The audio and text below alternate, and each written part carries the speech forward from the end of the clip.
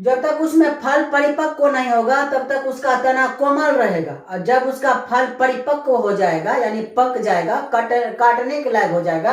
हे good morning, Bihari education लाया है विज्ञान यानी विशेष ज्ञान। तो आज का जो हमारा विशेष ज्ञान है वो है अध्याय 7 का पौधे को जानिए। आज हम पौधे के बारे में जानेंगे। अध्याय 7 में पौधे के बारे में हमको जानना है। तो आज हम पौधे के बारे में जानेंगे कि तना, पत्ती, जड़ और पुष्प के बारे में, है ना।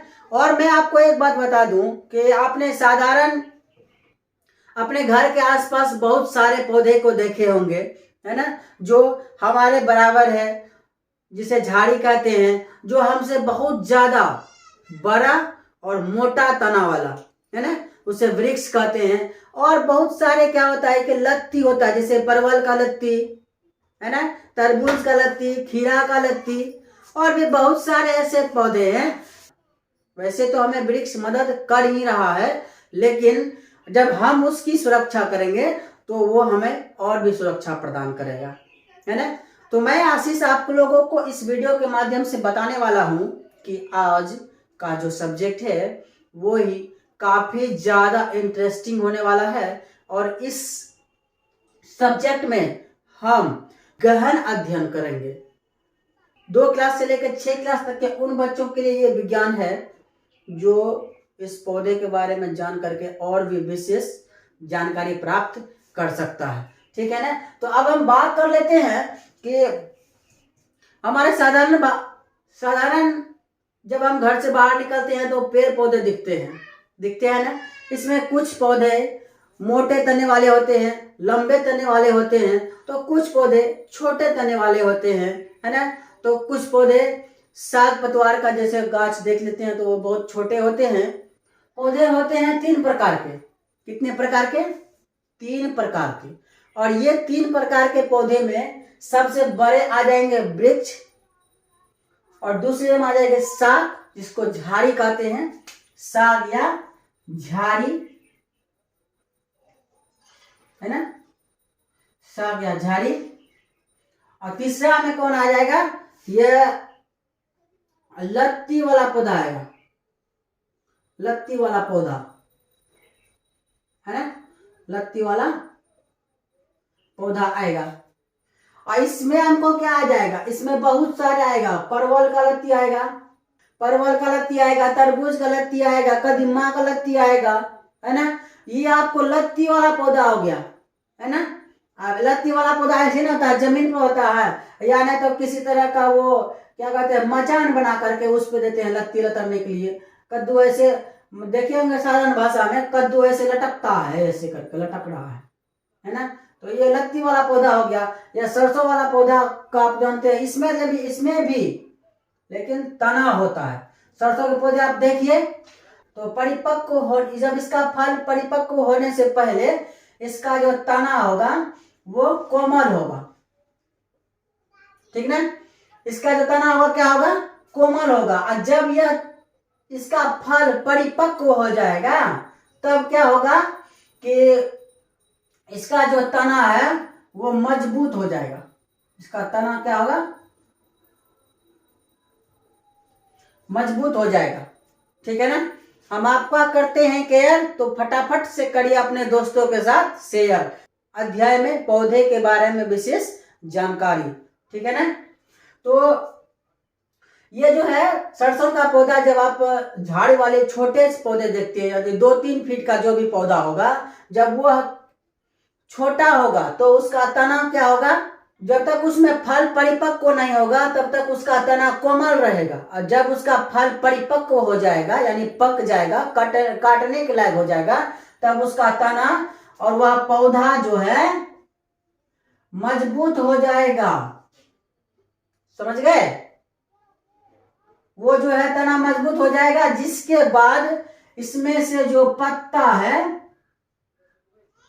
इसका जो पत्ता है वो पत्ता पकने लगेगा, लाल होने लगेगा, और लाल होने के बाद क्या होगा? नीचे गिरने लगेगा। इसमें बचेगा सिर्फ तना, और ठोस वाले तना को ला करके हम घर में जलावन का उपयोग करते हैं। यहां तक तो आप समझ गए। इस झाड़ या झाड़ी वाले पौधा के बारे में समझ गए, अब हम बात करते हैं ये लत्ती वाला पौधा का, ठीक है ना। लत्ती वाला पौधा अगर हम कहेंगे होमवर्क के लिए कि 10 लत्ती वाले पौधे का नाम लिखे, ये तो आप आसानी से लिख दीजिएगा। 10 साग या झाड़ी वाला पौधा का नाम लिखे, ये भी आप लिख दीजिएगा। इसमें लिखिएगा सरसों, मटर और बहुत सारे छोटे पौधे आते हैं। और अब हम बात करते हैं लत्ती वाला पौधा का, तो लत्ती वाला पौधा में आपको आ जाएगा तरबूज, खीरा, है ना, और कद्दू, परवल, पोरई, सीम, इस तरह के अन्य सारे पौधे जो है ये लत्ती वाला पौधा में आ जाएगा। यहां तक में कोई दिक्कत है तो आप हमें कमेंट करिएगा। इसके साथ हम आगे बढ़ रहे हैं और इसकी जो हम इन सभी यहाँ पौधे जो 3 प्रकार के होते हैं, इसके जो मैं परिभाषा लिखा हूं वो इस प्रकार लिखा हूं। सबसे पहले मैं जान लेता हूं, कोमल तने वाले पौधे को साग कहलाते हैं, ठीक है ना। जिसका तना कोमल होगा, लत्ती वाला पौधा जितने भी होते हैं उनके तना अक्सर कोमल होते हैं। ये बात आप दिमाग में बैठा लीजिए, लत्ती वाले जितने भी पौधे होते हैं उसके तने कोमल होते हैं। अब अगर हम झाड़ी की बात करें तो कहा कि तना कठोर। मैंने आपको बताया था कि साग या झाड़ी वाले जो भी पौधे होंगे वो उसका फल परिपक्व होने के बाद उसके पत्ते लाल होने लगेंगे, पत्ते सभी गिर जाएंगे और तना कठोर हो जाएगा, लेकिन अधिक मोटा नहीं होगा। वो जो झाड़ी वाला पौधा होगा वो अधिक मोटा नहीं होगा, उसे झाड़ी कहते हैं। वो झाड़ी वाला पौधा के गिनती में आ जाएगा, है ना। अब हम वृक्ष का बात करते हैं, ठीक ना। वृक्ष में कहा ऐसे पौधे जो भूमि से अधिक ऊंची होते हैं। मैंने आपको बोला ना कि पौधा 3 प्रकार के होते हैं। पहला हो गया वृक्ष, दूसरा हो गया साग या झाड़ी वाला या लत्ती वाला पौधा, ठीक है ना। वृक्ष की अगर बात करें तो आप लोग जब घर से बाहर निकलते हैं तो देखते हैं आपके सामने, जब हम स्कूल जाते हैं, हमारे गांव में एक स्कूल है, स्कूल के बगल में एक बहुत ही विशाल पीपल का वृक्ष है। मैं जाता हूं ना तो ऐसे करके नापने का प्रयास करता हूं, लेकिन वो विशाल है। विशाल मतलब बहुत बड़ा है। 2-3 आदमी ऐसे करके मिला करके पकड़ेंगे ना तब होगा, इतना मोटा है। तो वो जो पीपल का अक्सर वृक्ष होते हैं, ऐसे पौधे जो भूमि में अधिक ऊंची होते हैं, भूमि से अधिक ऊंची होते हैं। मैंने आपको बताया कि बच्चा सब इस वृक्ष का यहीं तक आएगा, है ना। अब वैसे करके लपकने के लिए चाहेगा लेकिन नहीं लपक पाएगा, है ना। तो इस वृक्ष के बारे में अगर हम बात करें तो इसका जो जड़ होता है ये काफी दूर तक फैला होता है और स्ट्रॉन्ग होता है। क्या होता है? स्ट्रॉन्ग, मजबूत होता है। ये पौधे के तने बहुत भाग में फैला हुआ रहता है, चारों तरफ में, है ना। और इसकी अगर बात करें, ये ऊपरी भाग से निकलता है। इसका तना जितना ऊपर जाएगा उतना मोटा और मजबूत होते जाएगा इस वृक्ष के तने। इसमें कौन सा पीपल आएगा, शीशम आएगा, नीम आएगा, कटहल आएगा, कहुआ आएगा, और भी बहुत सारे ऐसे पौधे हैं जो इस वृक्ष के गिनती में आएगा। यहां तक तो आप समझ गए। तो अब हम इसके तना के बारे में पढ़ते हैं और फिर पत्ती के बारे में पढ़ेंगे। तो ये तना क्या करता है?